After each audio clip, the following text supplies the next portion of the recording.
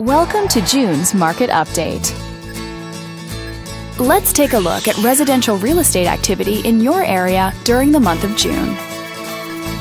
The number of active listings was down 18% from 1 year earlier and down 9% from the previous month.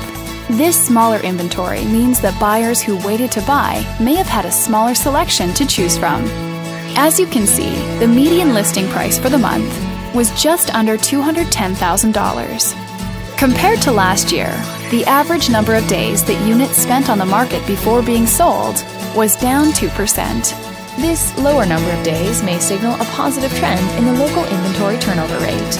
The median sale price was just under $190,000. The number of units sold increased 3% year over year and held steady month over month. Higher year-over-year figures indicate that more buyers have been finding what they're looking for. Thanks for watching. We hope you use this information to make smart, informed decisions in your upcoming real estate transactions. Feel free to contact us for more information or further assistance.